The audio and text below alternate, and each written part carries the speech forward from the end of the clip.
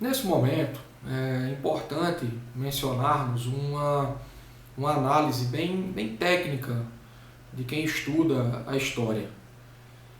De forma equivocada, erroneamente, é, talvez por motivo de falta de apreciação, acreditamos que dentro dos temas oriundos à construção da narrativa histórica, e principalmente desse período que é bem específico, pois trata da antiguidade, nós temos uma seleção de temas e sucessões que vão criando uma ideia de progresso ou desenvolvimento entre os povos, ou seja, o povo sempre sequente ou subsequente, ele tem como características um aperfeiçoamento do que o anterior não conseguiu atingir. Como assim? Veja, é tradicional começarmos sempre o entendimento sobre o crescente fértil como a Mesopotâmia sendo o primeiro ponto de partida dessa avaliação. Aí na sequência a gente consegue detectar outros elementos importantes. O Egito, depois a gente pode fazer a narrativa dos hebreus, dos fenícios, dos persas, dos espartanos e eventualmente para a Grécia, que é outro celeiro do entendimento da conjuntura de povos ocidentais. Que a partir daí a gente começa a identificar algumas faltas, né, algumas notoriedades. Veja, não é porque a história ela estava acontecendo na Mesopotâmia, na região do Iraque, na região ali do Oriente Médio, que os outros povos eram, podemos dizer assim, coadjuvantes. Porque ao tempo que se estuda o ciclo histórico, a gente percebe que os povos estão acontecendo, estão vivendo, estão tendo os seus progressos, as suas batalhas, os seus descobrimentos. Então é importante a gente fazer essa diferenciação, porque não é que um povo termina a história e começa outro. Haja vista que nunca terminou a história da Mesopotâmia.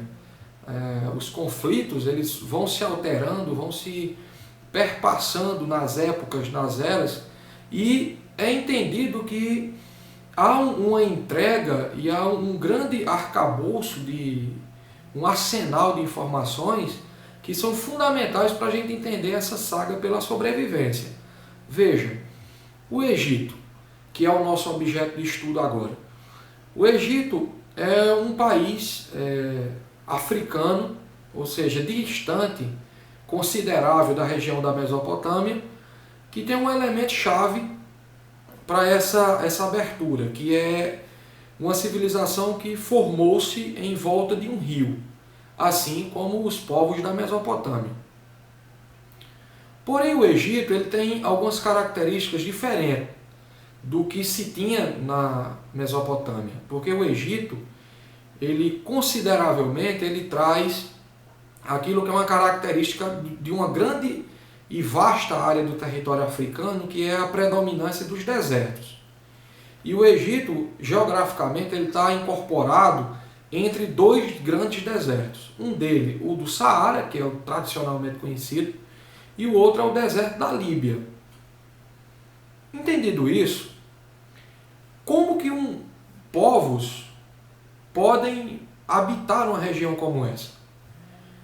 Porém, é também importante a gente mencionar que por mais causticante que seja, por mais comprometedor que pareça, o homem consegue adaptar-se em qualquer ambiente ou em qualquer característica diante da sua perspectiva de sobrevivência ou de manter sua prole para com a própria ideia de passar adiante os seus ensinamentos, as suas descobertas, as suas tradições, as suas crenças e as suas religiosidades. Quando se trata do território africano, outra característica importante que nós podemos destacar aqui é que o território africano ele é composto de várias características geográficas, não só o deserto. Por isso que erroneamente a gente muitas vezes chama a África de país, e a África é um continente.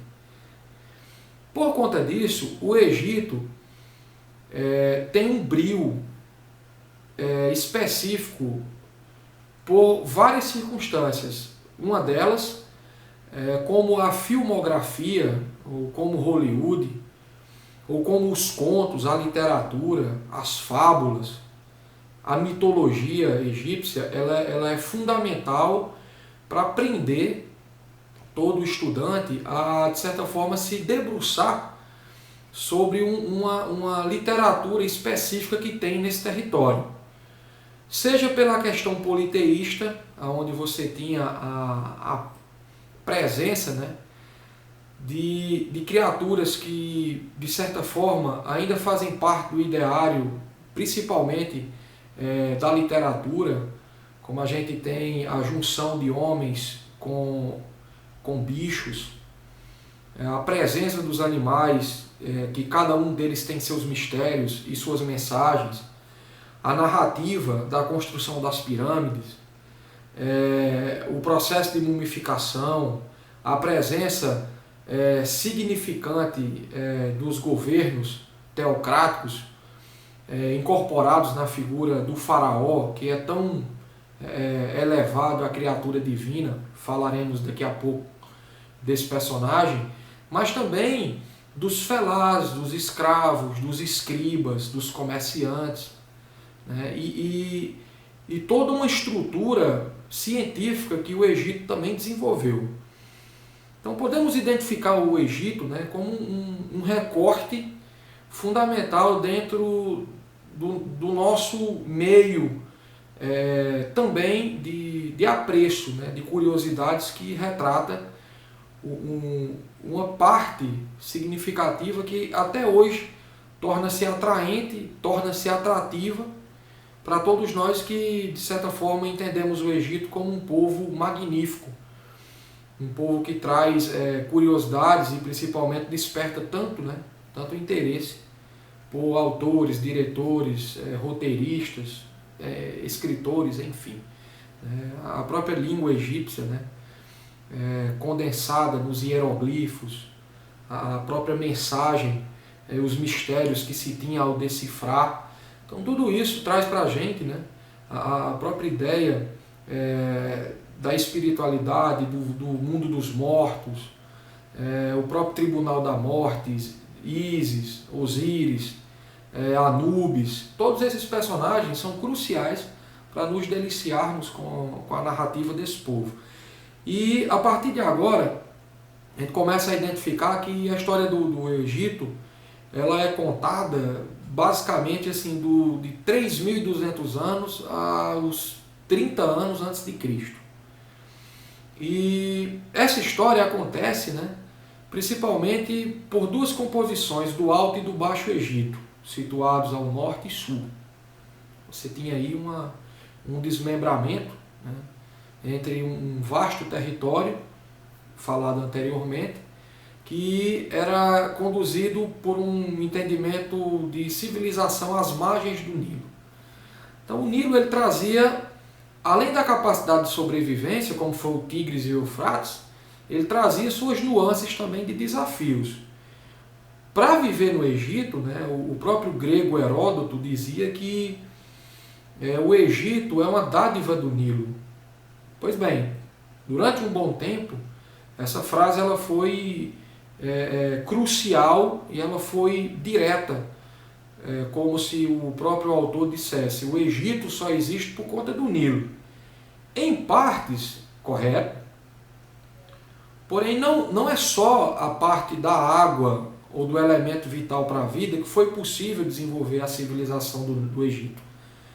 Foi necessário muito trabalho, muito esforço para fazer aquilo que já era um hábito na Mesopotâmia, que era a construção de canais, diques de irrigação, barragens, e de certa forma dominar o meio de escoar a água do rio, para que durante o período, nas grandes enchentes, das cheias, nas cabeceiras do Nilo, pudesse não estragar as plantações e eventualmente causar grandes transtornos para outra parte específica de garantia da vida, que é a alimentação, que é a base forte de um outro componente da economia egípcia, que é a agricultura.